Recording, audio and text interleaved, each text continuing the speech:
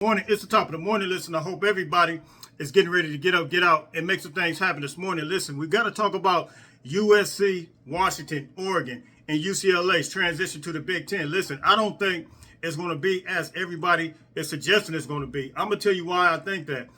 When you look in history, and we're going to take a look at history as it relates to USC, Washington, Oregon, UCLA, their numbers in the against Big Ten opponents, and how do they stack up from a historical point. We're going to take a look at that. I got some data I want you guys to take a look at. But look, here's what I think is going to take place.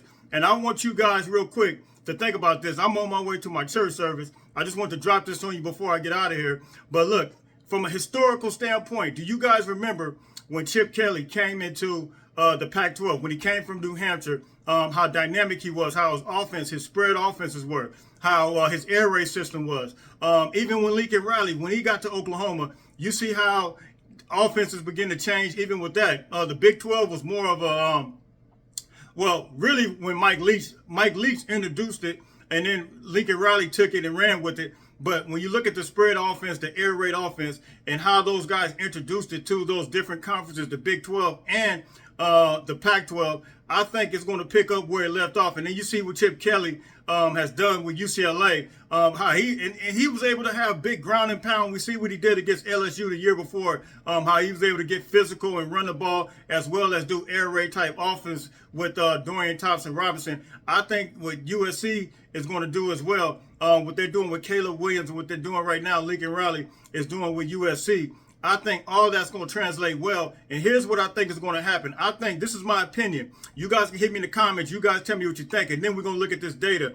I think the same way that they just kind of changed the complexion of the conference as a whole, the Big 12 and the Pac-12, I think USC, Washington, Oregon, UCLA will partly change the complexion of the Big Ten. And the reason I think that is because when you look at offense, and I think it was Utah coach talked about the analytics. The analytics of college football is going offense heavy. It's driven by the offense. This is analytics that right now what's going on in college football. We've seen that against Alabama and Tennessee. High score 50-something to 40-something. We've seen it with Tennessee went to go play South Carolina this year. High score got beat like 66 to 30, but we see these high power offenses now. I think what's going to happen is I think we're going to start seeing USC, Washington, Oregon, UCLA start changing the complexion of the Big Ten. And you guys can hit me in the comments. You guys tell me what you think. I want you guys to take a look at some of these numbers as it relates to, from a historical standpoint,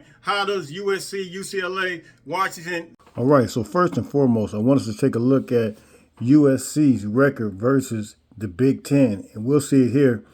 USC versus Northwestern is going to be 5-0 versus Indiana. You see it here, 4-0. Nebraska 4-0 against Wisconsin, 6-1 against Purdue. 3-1 against Minnesota, 6-1 against Penn State, 6-4 against Iowa, 7-3 against Illinois, 11-2, and against Michigan, 6-4. And of course, you know the teams that we played the most. Washington, we 51-30 against Oregon, 38-22, and then against UCLA, 50-33, and then here's against Ohio State, 13-10. So let's be clear. USC has a winning record already when you're talking about every team that's already in the Big Ten currently and the teams that are being added, which is Washington, Oregon, and UCLA. So we're coming out on the winning side as it relates to that. So let's take a look at just even some recent games that has been played. When you take a look at Washington, you got to remember they just played Michigan State last year, beat Michigan State. And we know that Washington State is not even involved with this, but they did beat Wisconsin. We got to give them some credit. And then Ohio State lost against Oregon, what was the year before last. But let's take a look at what they consider the best team in this conference right now. Michigan has been coming on the past couple of years, but the best team in this conference right now, if you think of the Big Ten, you're going to think of Ohio State probably before you think of Michigan. I mean, they're probably the most successful team within the past couple of years. Yes, Michigan has had success recent, but Ohio State will still be that team with Ryan Day. So let's take a look at what is USC, UCLA, and Washington's record against Ohio State? Let's take a look at that real quick. All right, so as you see here, these are the actual records of each team versus Ohio State, which is considered to be the best team. You see Ohio State versus Oregon all time is going to be 9-1, which is 900 winning percentage. With that, Ohio State versus Washington, which is 9-3, with the 750 winning percentage. And then you see Ohio State all time versus UCLA, 4-4-1, have a tie there as well. With the 500 winning percentage. And then you see Ohio State here versus USC, which is 10-13-1, which is only a 438 winning percentage. So, USC has a winning record against Ohio State. And you see 13 wins over them. So we still on top with that, even though I think the last time we played was in the Sugar Bowl, which was 2017. I believe the score was like 21 or 22, 23-7, something like that.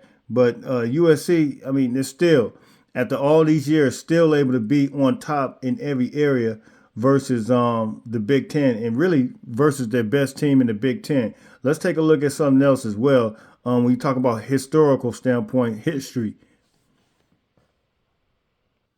All right, here's another incredible list here with the new added teams. You got Big Ten 2024 record since 2002. This is all since 2002.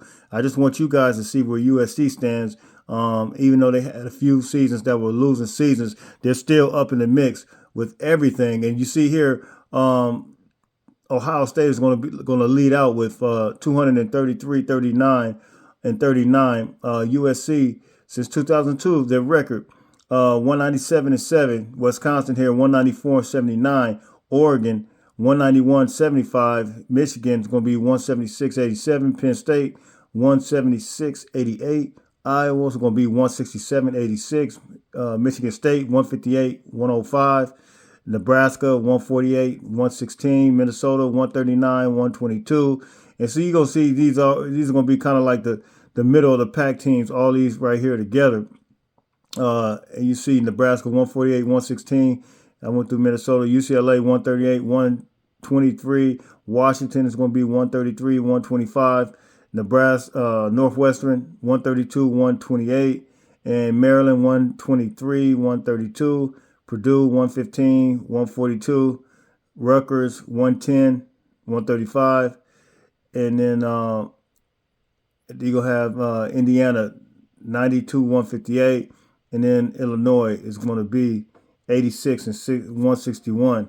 So you kind of see there, you get a better picture. You can kind of expect what the top tier teams are going to be. And of course, you're going to have the big, I guess you can call it the big five, if you will. One, Ohio State, USC, Wisconsin, Oregon, Michigan, Penn State. Those are going to be your top tier teams, which we probably already know. And UCLA, we'll see what they do. And I think this, the way Washington is coming on right now, I think Washington is going to be in that mix too. Even though the past few years they've 133 since 2002 and 125, the way Washington is coming on and the way they played last year, if they pick up on that, pick up where they left off, I think Washington is going to be all the way in the mix. So you could say 1, 2, 3, 4, 5, 6. I think Iowa will be in the mix as well. I don't know what Mel Tucker is going to do at Michigan State. They had a season like they had last year. They're going to be lost in the sauce. But I think UCLA, Washington, you can expect those teams to be continue to trend upward once you get in this conference. And these teams at the top are going to continue to stay at the top. That's my opinion. So, look, you guys hit me on that. Let me know what you guys think. Also, I saw this on the internet. Just kind of wanted to share this with you guys. The future Big Ten, how the Big Ten Conference should look if they were to do it like this. You have the west side, you have the central side, and you have the Big East side. So you have the Big West, the Big East side, the Big Central side. And the Big West would consist of USC, Iowa, Oregon, Nebraska, UCLA, Washington. And I think if they do it like that, I think it'd be pretty decent for us, man. And And then you see here the Big Central: Michigan, Michigan State, Northwestern, Illinois, Minnesota, Wisconsin. And then the Big East will be Ohio State, Penn State, um, Purdue, Maryland. Now, here, Rutgers, Indiana. Who has it? Who has it worse? You know, if you look at it, wow. I mean, I don't know who has it worse. You know, I would think we have a pretty tough go. You know, playing Oregon, UCLA, Washington. Those are all going to be tough. But it looked like it could be pretty balanced, man. But you guys hit me in the comments. What are your thoughts on that? If they were to shape it up like this, as far as the Big Ten, you know, this thing is going to be very, very interesting when you talk about the Big Ten conference. I got one more thing to show you. All right, just so everybody can get a real good understanding of what USC is bringing to the table, PFF just coincidentally put this out yesterday, and most Hall of Famers of all time, most Pro Football Hall of Famers, and you see USC is going to be number one. They're tied with Notre Dame, but they're number one. Notre Dame 2, Michigan 3. See, they got 11. USC has 14. Ohio State has 10. Pittsburgh 10. There, of course, you guys know they're in the ACC. Miami 9. Alabama 8. Syracuse 8. And then Minnesota 7. So USC stands at the top. They're bringing great history to the Big Ten Conference. And look, you know, like I said always before, USC's never had a problem with getting athletes. It's all about having the right coaching. And I think now that we got the right coaching, it's going to translate well, especially as we enter the Big Ten Conference, man. You guys hit me in the comments. You guys let me know what you think. All right, so those are the numbers right there. And if you look at it as a whole, you see Washington, they not much success like USC. Oregon, not much success like USC. And then UCLA, not much success like USC. But USC has always been able to hold their own. You guys see it for yourself. They even lead the series against Ohio State. 13-10 wins. You guys hit me in the comments. You guys tell me what you think. So if those think in the Big Ten that they think that we're going to be lost in the sauce, I think you got a new thing coming, man. It's respect all across the board. But I just want everybody to know that USC, UCLA, Oregon, and Washington is going to change the complexion of the Big Ten Conference, man. You guys hit me in the comment section. You guys tell me what you think. We hear a lot about the ground and pound, but I think you're going to have to be ready to move and groove as it relates to being in that air raid. Hit me in the comments. Let me know. Until later on, listen, everybody stay blessed. Don't forget to get up, get out, and make some things happen. Fight on, fight on, fight on.